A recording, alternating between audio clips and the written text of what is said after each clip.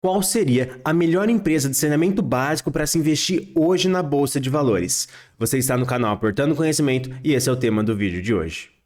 E ao longo do vídeo, a gente vai falar sobre o setor de saneamento básico, as perspectivas de crescimento, os investimentos, o marco legal do saneamento e a perspectiva de dividendos futuros. E no fim do vídeo, a gente vai fazer uma comparação entre a Sanepar, a Copasa e a Sabesp.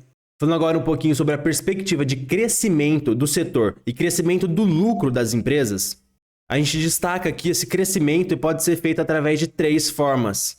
Falando um pouquinho sobre o crescimento dos lucros das empresas de saneamento básico, basicamente a gente pode dividir o crescimento delas em três partes. Primeiro seria o maior consumo de água das pessoas e também mais pessoas consumindo água. Então, por exemplo, imagina que a empresa tem atuação em uma determinada cidade, essa cidade acaba aumentando de tamanho, mais pessoas vão morar nessa cidade, logo mais pessoas consumindo água. Essa linha de crescimento da empresa é realmente muito baixa, porque ela cresce em linha com o crescimento populacional da região. E não existe nenhum gatilho para o maior consumo de água das pessoas. Isso faz com que o crescimento do lucro por maior consumo de água e aumento da quantidade de pessoas da região não seja tão grande assim e não seja algo que a gente vai levar muito em consideração nessa análise. Um outro ponto muito importante de aumento de lucro das empresas é o reajuste das tarifas. Então, basicamente, você tem um preço por quantidade de água gasta e o reajuste das tarifas vai fazer aumentar esse valor. Basicamente, esse reajuste segue muito em linha com a inflação. Isso quando a gente analisa o longo prazo. Então, na prática, o reajuste das tarifas não vai dar um ganho real ao lucro das empresas, vai ser apenas uma correção inflacionária. Então, na verdade, o grande crescimento das empresas vai vir pelo controle de custos. Basicamente, ela vai controlar os custos, ela vai gastar menos e com isso vai sobrar mais dinheiro em caixa. Esse mais dinheiro em caixa é chamado de lucro. Então, a melhor forma de empresas de saneamento básico aumentarem o seu lucro é fazendo um melhor controle de custos. É gastando menos com o pessoal, gastando menos com o administrativo e sendo mais eficiente na alocação de recursos. E analisar qual dessas três empresas faz o melhor controle de custos durante essa análise que a gente vai fazer nesse vídeo vai ser uma coisa muito importante, porque é dessa parte que veio o crescimento da empresa.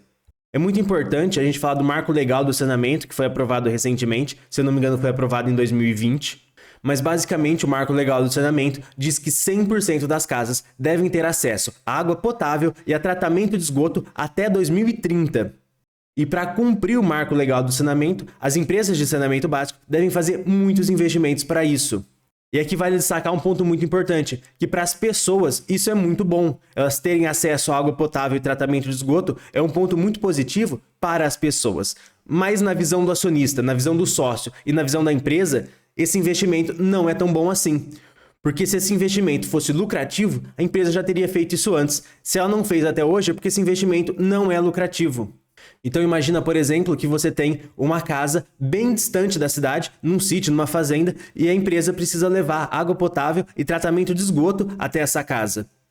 A quantidade de dinheiro que ela vai gastar com cano, com mão de obra, com equipamento, para fazer isso é muito grande. E o dinheiro que ela vai conseguir com a venda de água e tratamento de esgoto para essa residência vai acabar não compensando o investimento. Seria muito melhor para o investidor se a empresa, ao invés de investir nesses investimentos que não vão se pagar, se ela simplesmente distribuísse esse valor como dividendos. Mas o marco legal do saneamento impede que isso seja feito. Isso não é um grande problema para o investidor, mas é um ponto aí a se monitorar. Vale aqui só destacar que depois de 2030, ou quando terminarem esses investimentos, aí sim ela vai poder distribuir boa parte do lucro como forma de dividendos. Em teoria, os investimentos que ela está fazendo seriam compensados com maiores reajustes nas tarifas de água, mas isso não vem acontecendo atualmente. Isso porque devido à grande inflação que a gente teve nos últimos 2 anos, os reajustes, a grande maioria deles, ficou abaixo da inflação. Mas isso é um problema a ser resolvido nos próximos anos. Porque muito provavelmente os reajustes nos próximos 2 ou 3 anos vão ser bem acima da inflação para compensar o período atual.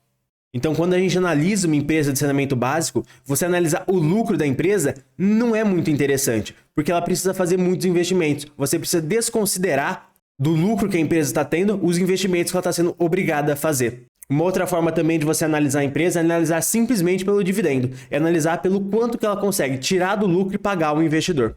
Novamente, para as empresas de saneamento básico, na visão do investidor, o marco legal do saneamento é um problema porque está tirando parte do lucro das empresas para fazer investimentos que não vão ser lucrativos. Mas quando esses investimentos terminarem em 2030 ou até mesmo antes disso, boa parte do lucro das empresas vai ser convertido para dividendos. Isso porque quando isso acontecer, não vai ter investimentos relevantes a serem feitos. Ela apenas vai ter que fazer a manutenção de rede, que não é nada muito caro.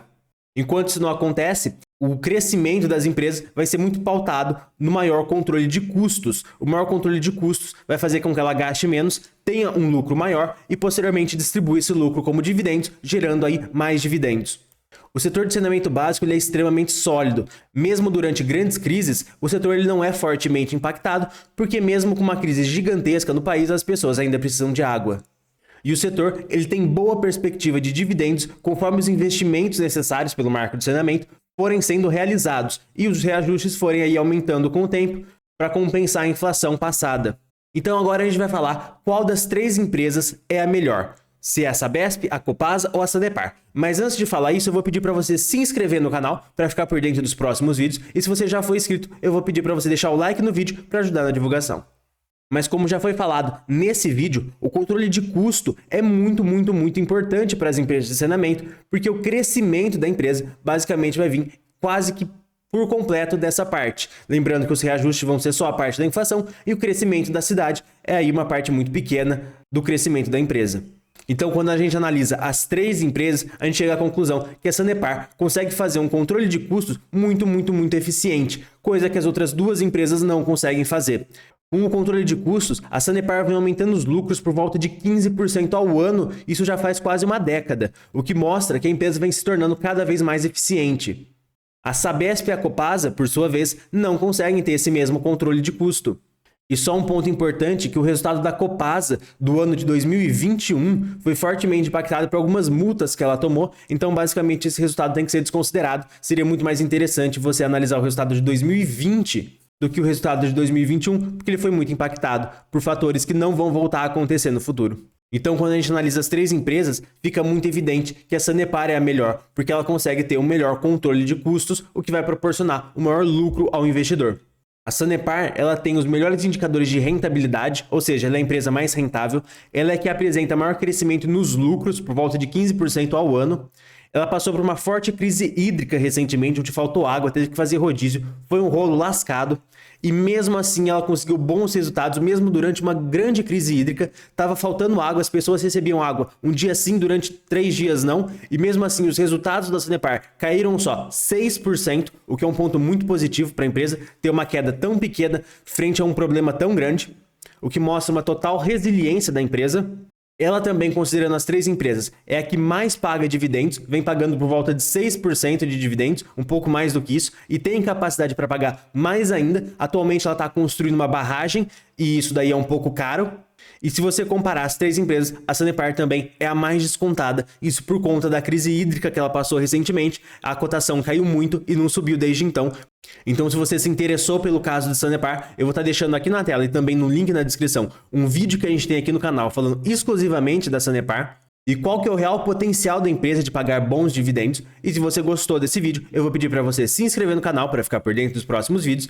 E se você já for inscrito, eu vou pedir para você deixar seu like para ajudar na divulgação e a gente se vê no próximo vídeo.